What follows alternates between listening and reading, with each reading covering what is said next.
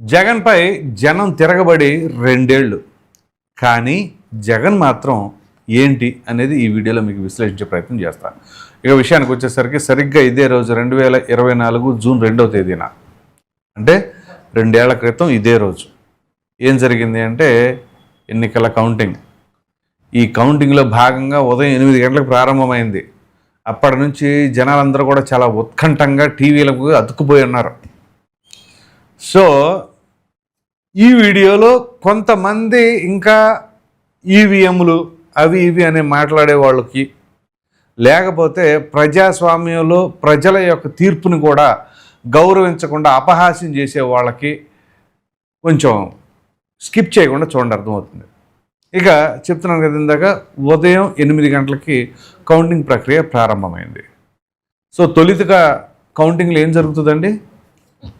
Postal ballot అంటే రాష్ట్ర ప్రభుత్వ ఉద్యోగులు కావచ్చు, వీరు వాళ్ళ యొక్క ఓటుని బ్యాలెట్లలో ఒక కవర్లో పెట్టి పంపిస్తారు. సో వాటిని ముందుగా కౌంటింగ్లో భాగంగా తీస్తారు, కౌంట్ చేస్తారు. మీరు కావాలంటే ఆ వీడియోలు యూట్యూబ్లో ఉంటే చెక్ చేయండి. ఉదయం 8 గంటలకి పోస్టల్ బ్యాలెట్ లెక్కింపు ప్రారంభమైనప్పుడు దాదాపుగా ఎన్నికల ఫలితాల్లో సీట్లు ఎవరెవరికి ఎన్ని వచ్చాయో కౌంటింగ్లో కూడా అవే మెజారిటీలు ఉన్నాయి. పోస్టల్ బ్యాలెట్లో అండర్లైన్ చేసుకోండి, పోస్టల్ బ్యాలెట్లో మెజారిటీలు అవే ఉన్నాయి. మరి ఇంత జరిగిన తర్వాత ఈవీఎంల్లో తేడాలు ఉన్నాయంటారేంటి? పోస్టల్ బ్యాలెట్ ఒక్కటి లెక్కేస్తే తెలిసిపోతుంది ఫలితాలు ఏంటి అనేది, ప్రజానాడి ఏంటి అనేది. ఆ పరంపర ఉదయం 11, 11:30, 12 అయ్యేసరికి మొత్తం క్లారిటీ వచ్చేసింది. ఇక అంతకుముందు జగన్మోహన్ రెడ్డి సాధించిన సీట్లన్నిటికంటే కూడా ఇంకా గట్టిగానే కూటమి ప్రభుత్వం రాబోతుంది అని చెప్పేసి ఒక స్పష్టత వచ్చేసింది. సో 39.5% వైసీపీ అండర్లైన్ చేసుకోండి. మాకు దాదాపుగా 40%, సరే రౌండ్ ఫిగర్ చేసుకుని 40% అన్నారు. దాన్ని ఇంకొంతమంది ఎలా మాట్లాడుతున్నారో తెలుసా? ఈ మధ్య చూశాను, మొన్న ఈ మధ్య 2-3 రోజుల క్రితం కూడా ఏదో ఛానల్ ఎవరో మాట్లాడతారు, వైసీపీ సింపథైజరు, 42% ఓటింగ్ అంట. 42% ఓటింగ్ వచ్చింది, కావాలంటే ఎలక్షన్ కమిషన్ దగ్గరికి వెళ్ళి చూద్దాము అంట. ఏంటి చూసేది? ఏం చూస్తారు ఎలక్షన్ కమిషన్ దగ్గరికి వెళ్ళి? సో అసలు ప్రజానాడు ఏంటి, ప్రజల ఏమనుకుంటున్నారో అన్న ఆలోచన తెలియకుండా కళ్ళు మూసుకుపోయి వై నాట్ 175 అన్నది జగన్మోహన్ రెడ్డి అండ్ టీం. మీరు కావాలంటే మన ఛానల్లో నా వీడియోల్లోనే నేను ఎన్నో సందర్భాల్లో చెప్పా, ప్రజానాడిని పట్టుకున్న, పబ్లిక్ టాక్ చేశా, ప్రజలు ఏమనుకుంటున్నారో పబ్లిక్ ట్రాన్స్పోర్ట్లో తిరిగా. అవన్నీ చూసిన తర్వాత నేను 2022లోనే చెప్పా, వైసీపీ పరిస్థితి దారుణంగా ఉండదు 2024 ఎన్నికల్లో అని. సో అయినా సరే వీళ్ళు వై నాట్ 175 అని చెప్పేసి ఎగిరారు. సరే, ఎవరు ఆలోచన వాళ్ళది, ఎవరి అభిప్రాయం వాళ్ళదే, వాళ్ళకి ప్రజలతో సంబంధం లేకుండా మేము ఎగురుతాం అనుకుంటే ఇదిగో ఎగిరితే ఏమైంది చూశారు కదా. తీరా కట్ చేస్తే ఓటమి చెందిన తర్వాత కూడా అబ్బే ఆ ఓటమిని కూడా అంగీకరించే పరిస్థితి లేదు. అదేమిటి అంటే ఈవీఎంలు ఏదో జరిగినాయి అని చెప్పేసి ఆవిడ రోజా గారు, ఇంకొంతమంది మాట్లాడుతూ ఉంటారు. మళ్ళీ ఈ మధ్య మేధావులు తయారయ్యారు, ఆయన పరకాల ప్రభాకర్, ఆయన ఏదో చెబుతూ ఉంటాడు. సో అంట ఈ మధ్య జగన్మోహన్ రెడ్డి మాట్లాడుతున్నారు, స్పెషల్ ఇంటెన్సివ్ రివిజన్, ఓట్లు ఎత్తేస్తున్నారు, అది ఇది అని చెప్పేసి అని ఏది పడితే అది మాట్లాడతాం. ఒక్క దాని మీద స్పష్టత ఉండదు. మనం ఏదైనా సరే ఒక ఎలిగేషన్ చేయాలి అని అనుకున్నప్పుడు ఇదిగో ఈ రకంగా ఉంది కాబట్టి ఈ రకమైన ఆరోపణ ఎదుర్కోవాల్సి వస్తుందని అంటానికన్నా ఆస్కారం ఉంటుంది.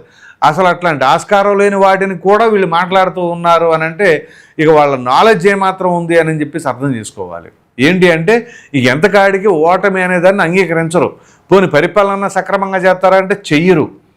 ఇదిగో ఆ పరిపాలనలో వాళ్ళు చేసిన లొసుగులన్నీ కూడా ఇప్పుడు బయట పెడతా ఉన్నారు కదా, అన్నీ వస్తున్నా కానీ ఇంకా అబ్బో మేము బ్రహ్మాండం చేసాం, మేము ఎరగదీసాం, మేము సూపరు, మేము తోపు అని చెప్పేసి అంటాం. పోనీ అంతెందుకు, ఇప్పటి వరకు ఓడిపోయి 2 సంవత్సరాలు అవుతుంది. ఒక్కసారన్నా సమీక్షించుకున్నారా ఎందుకు ఓడిపోయారని? ఆత్మపరిశీలన చేసుకున్నారా? పోనీ అది కూడా ప్రక్కన పెడదాం, సరే గతం కథ అనుకుందాం. రేపు వచ్చే ఎలక్షన్లో నేను ఇది చేస్తా, ప్రజలకు ఇది చేస్తానని చెప్పేసి ఏదైనా సరే ఒకటన్నా చెప్పగలుగుతున్నారా? నేను వచ్చేస్తా ఎందుకు వస్తారు? ఏ రకంగా ప్రజలు కన్విన్స్ అవుతున్నారు? నేనేం చెప్పాను దానికి కన్విన్స్ అవ్వడానికి, రావడానికి ఏ రకంగా ఛాన్స్ ఉంది అని ఎప్పుడైనా సరే విశ్లేషించుకుంటున్నారా? నేను వచ్చేస్తాను. ఏమొస్తావు? రప్పరప్పలాడిస్తానని చెప్పేసి, లేకపోతే సప్త సముద్రాల అవతల గొడ్డలోడు తీసుకొట్టేస్తానని చెప్పేసి, లేకపోతే ఒక్కడిని తొక్కేస్తానని చెప్పేసి, కాంట్రాక్టర్లను బెదిరిస్తానని చెప్పేసి, ఇవన్నీ చెబితే ప్రజలు రాణిస్తారంటారా? ఆలోచించుకోవాలి. సో ఫస్ట్ ఆఫ్ ఆల్ ఓటమికి గల కారణం ఏంటి? మనల్ని 151 స్థానాలతో గెలిపించిన ప్రజలు సాచి గోపాల పగిలిందాక ఎందుకు కొట్టారు? 151 నుంచి 11కి ఎందువల్ల జరిగింది? అది ఎమ్మెల్యేలో లోపమా, మంత్రుల్లో లోపమా, లేకపోతే నాయకుడిగా జగన్మోహన్ రెడ్డి పరిపాలనే రాంగా ఏంటి? లేదు, మన అరాచకాల ఏంటి? అరాచకాలు వైఎస్ వివేకానంద రెడ్డి గారి హత్యకి సంబంధించినది ఎందుకని ఆ కేసును ముందుకు నడిపించలేదని కావచ్చు, నిరుద్యోగ యువతకు మనం మెగా డిఎస్సి ఎందుకు వేయలేదని కావచ్చు, అలాగే సామాన్యులు ఎవరైనా సరే మాట్లాడదామంటే స్వేచ్ఛ హక్కుని కోల్పోయేలాగా చేయటం కావచ్చు, అది డాక్టర్ సుధాకర్ కావచ్చు, డ్రైవర్ సుబ్రహ్మణ్యం కావచ్చు, అమర్నాథ్, ఇలా ఎంతోమంది వాళ్ళ యొక్క పాపాలను మూట కట్టుకున్నారని చెప్పేశారు. ఇలా అసలు ఏదైనా పరిశీలన చేసుకుంటారా? అబ్బే అదేమీ లేదు. చక్కగా ఆనందబాబు లాంటి వాడిని పక్కన పెట్టుకుని బ్రహ్మాండంగా క్యారవాన్లో మాట్లాడుకోవటాలు, సమావేశాల్లో కూర్చోవడాలు, ఇవన్నీ చేసుకుంటా ఉంటే ప్రజలకు ఏమొస్తుంది? కోపం రాక, ఆగ్రహం, ప్రజల యొక్క ఆగ్రహం. మీరు గమనించినట్లయితే నేను హైదరాబాద్ నుంచి ఆంధ్ర మా ఊరు వెళ్ళటానికి ఎన్ని ఇబ్బందులు పడాల్సి వచ్చింది. ట్రాన్స్పోర్ట్ కారులో వెళ్ళినా కానీ విపరీతమైన ట్రాఫిక్, అప్రాక్సిమేట్లీ 8 గంటల పైనే పెట్టింది కారులో నాకు వెళ్ళటానికి. 8 గంటల పైనే, అంత ట్రాఫిక్. అంటే జనాలందరూ కూడా ఉవ్వెత్తున ఒక విప్లవం అని చెప్పాలి జగన్మోహన్ రెడ్డి పైన. ఇంకేదేమైనా జగన్మోహన్ రెడ్డి ఉంచకూడదు అని డిసైడ్ అయిపోయారు అంతే. అసలు కనీసం కార్లు కాదు కదా, ఏమీ లేకపోతే నడిచైనా వెళ్ళిపోయి ఓటేస్తాం, అంత ఆగ్రహం ఉంది జగన్మోహన్ రెడ్డి పైన. ఎందుకు ఉంది అది పరిశీలించుకోండి. వైసీపీ వాడు మా నాయకుడు సూపర్ అంటాం కాదు, మీరన్నా మీ నాయకుడికి చెప్పాలి, అన్న మన మీద విపరీతమైన కోపం వచ్చిందన్న జనాలకి, ఎందుకు వచ్చింది అంటే ఒకసారి చెక్ చేసుకోండి అన్న. లేదు జగన్మోహన్ రెడ్డి గారు సూపర్ అండి, మీ మీద కోపం లేదు, పోడు లేదండి, ఆ ఈవీఎంలు తేడా అంటారా, అంతే. ఇక అలాగే పెట్టుకోండి, మళ్ళీ ఈవీఎంలే వస్తాయి ఎలక్షన్లకి, మళ్ళీ ఇదే పరిస్థితి వస్తుంది, ఇక అలాగే కంటిన్యూ అయిపోతూ ఉండొచ్చు. సో ఎవరైతే ఈవీఎంలు అనేవాళ్ళు అయితే మరి మళ్ళీ ఎట్ట వస్తారు? మళ్ళీ ఈవీఎంలే కదా జరిగేది, అప్పుడైనా రావడానికి ఛాన్స్ ఉండదుగా. ఒకవేళ ఈవీఎంలో తేడా అనుకుంటే నెక్స్ట్ టైం అయినా అదే ఈవీఎంలుగా, ఇప్పుడు 2019లోనే అదే ఈవీఎంలుగా, మీరు గెలిచినప్పుడు అదే ఈవీఎంలు, వీళ్ళు గెలిచినప్పుడు అదే ఈవీఎంలు. అదేమిటి అంటే ఈవీఎంలో తేడా, లేకపోతే ఇప్పుడు సర్ర వచ్చింది, అది వచ్చింది, ఇది వీళ్ళు గెలిచినప్పుడేమో ఏం ఉండవు.